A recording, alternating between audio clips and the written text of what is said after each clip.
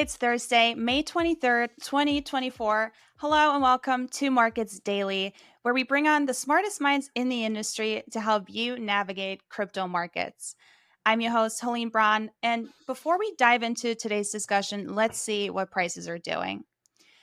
If we look at the broader market, which is measured by the CoinDesk 20 index, we're up about 0.77% over the past 24 hours. This is, however, largely driven by Ether, which is trading higher by about 5.8% at $3,927 this morning.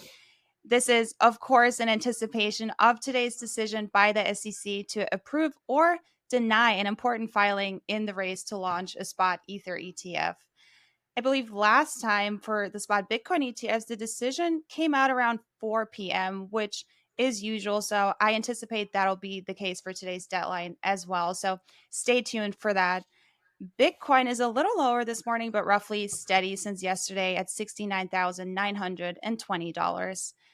The House yesterday afternoon did approve the Financial Innovation and Technology for the 21st Century Act, also known as FIT 21, which really is an enormous win for the crypto industry because the bill aims to establish a regulatory framework. And that's exactly what's needed in this space and what leaders have been asking for years now. So let's talk about that and more with our guest today. Joining us is TACTIVE Wealth Advisor Eddy Gifford.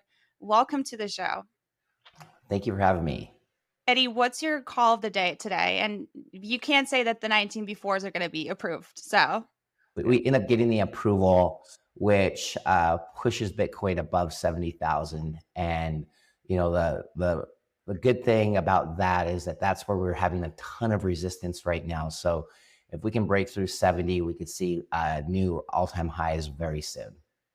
that's honestly a great answer because I was going to ask you if you expect Bitcoin to move on the SEC decision today. So we already got that covered, which is great.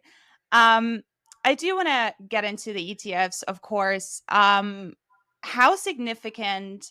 I mean, let's talk about the SEC's approval of the 19B4s, which is a super important filing in the race to launch a spot Ether ETF. Are we going to get an approval? What if we don't get an approval? How significant is that going to be for the market?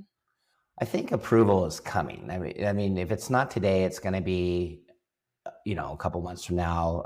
But the approval is coming. I don't think that you're going to be able to combat the fact that we're going to get an Ethereum spot ETF. So that's going to happen. The question is, what's the reaction to it? And I think that either way, we see a similar type scenario as what we saw with Bitcoin, where we get this kind of like euphoric pump almost, and then kind of a little bit of a breather, and then that's when we see the base form, and that's when we have the opportunity to go to all-time highs. So I see it kind of like playing out the same way. Maybe not as much of a pullback because I think that a lot of professionals and institutions were thinking that maybe we might not get the approval this time around, and then more recently, all of a sudden, the odds seem to be stacked in the favor of getting the approval. And that is what's kind of driven the little bit of surge that we've seen in cryptocurrencies over the last couple of weeks. So I think that it's building a framework of, hey, listen, cryptocurrency is here to stay. And as you mentioned with the bill, providing a regulatory framework which could actually have more widespread adoption is the thing that we've been needing for a long time. We need more people to buy in. We need more people to trust the network, if you will. And I think that at least by providing that framework, we're going to have a better opportunity to see. So I'm excited to kind of see how this all pans out. Obviously, what I could promise you off of all of this is the same thing that we get with cryptocurrencies in general. We're going to have volatility, but volatility is not a bad thing. It's your friend, especially if you're trying to accumulate positions. Let's get into a price prediction really quick for Ether. If we do get the approval and not just the approval for the 19B4s, but an actual spot Ether ETF approval, where do you think the price is going to be at the end of the year? I think that we'll probably eclipse 6,000 if we end up getting the spot approval, because we got enough time for a shakeout, and then kind of the same thing is going to happen where if we get that spot approval, then we'll kind of have a little bit of a shakeout.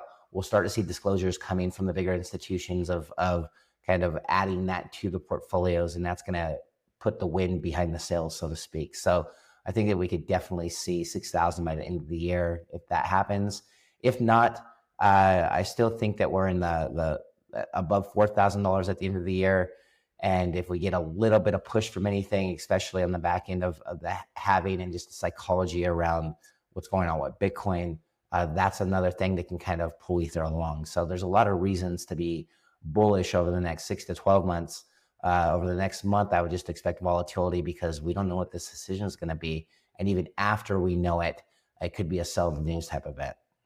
Now, how do you expect a spot Ether ETF to impact a spot Bitcoin ETF? Because we did have Matt Hogan from a Bitwise on a couple weeks ago, and he was talking about how the momentum that the spot Bitcoin ETFs have right now, how that could be impacted by a spot Ether ETF, and that could, be taken away by that. What do you think about that? I think it's more of a compliment than a detriment. I think that when we see if we see the spot Ethereum ETF get approved, then I don't think that that's going to be pulling money from Bitcoin. I think that like they're two different animals. On the retail side, I could see kind of maybe a little bit, but on the institutional side, I think it's always going to be kind of a Bitcoin first type thing. So I think that we've had enough adoption and we've seen enough filing and disclosures from institutions that they're adding the Bitcoin. I don't think that that's really going to affect the momentum. If anything, I think that if we've got two different coins rowing in the same direction, that's going to serve better. That's going to serve the investor better than only having one. So I think it's actually more of a good thing than a bad thing. Now, what do you think is next if we do get an approval here? We have a spot Bitcoin ETF, we have a spot Ether ETF. I've heard Solana could be a logical next step, but what do you think? And how long do you think it's going to take for, a third one to come here? Well, I think that Solana would be the next logical choice, but I also think that like assuming we get the approval today, we've still had a lot of pushback from the SEC, and it's taken a long time to get where we're at with a spot ETF, even with Bitcoin. So if we're looking for another actual coin, I don't think that that happens anytime soon. I think that if we see anything, it's more of we've seen some of these ETFs come out where they're kind of packaging altcoins within the framework of exchange traded fund and launching that. So I think that we see more of that because more people are interested. Obviously, if we see flows or continue to see flows into Ethereum and Bitcoin, that's shown that there's an appetite for those types of investments. And so an ETF that includes the altcoins, but is probably much more likely, or there's already some out there compared to like a spot Solana ETF. So that's my take, and I think that we just have to understand that we're actually getting kind of a favor from the SEC with the last two because they've been fighting it for a long time. So let's not get too excited and push too hard to where these things get shut down, right? Now, just really quickly, when you say altcoins besides Solana, what are you seeing in that bucket?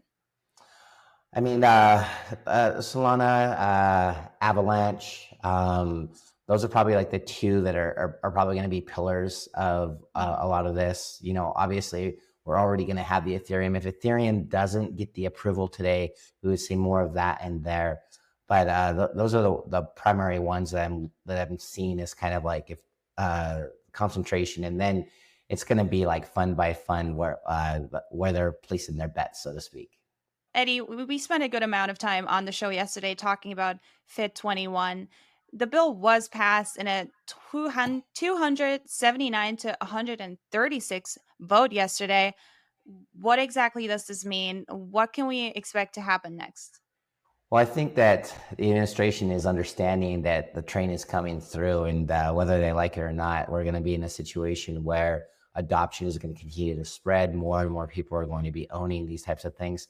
And you do have to protect the consumer. There's only so much research that a lot of people do. And then there's others that are just like, oh, this sounds like a cool name. Let's just throw our money into that, right? And so I think that providing some type of regulatory framework that protects the consumer to a certain degree is something that's going to be good. And I think that the other thing that paves the way for widespread adoption, which is something that we've been hoping for the last 3, 4, 5 years. We've seen more retail investors. We've seen institutions become more comfortable, but providing that framework is going to almost kind of give the green light, if you will, to a lot of maybe the people or investors that have been kind of on the fence.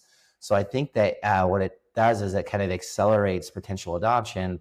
Of course, the downfall to that the administrators may not understand is that that a lot of the technology behind the cryptocurrencies in general, specifically Bitcoin, could serve to be kind of a fix for the mess that we're in as a economy and as a fiat system.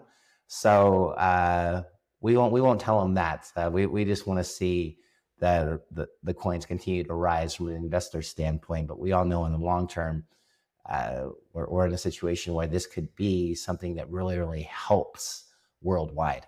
Zooming out a little bit, President Biden also weighed in on the bill yesterday. And at the same time, we have presidential candidate and former President Donald Trump accepting crypto payments for his campaign. How important is crypto becoming in this election? I think it's becoming very important because I think that when you look at the consumer, you look at just the everyday American right now, there's a lot of struggle happening and there's a lot of distrust just because of what's happened.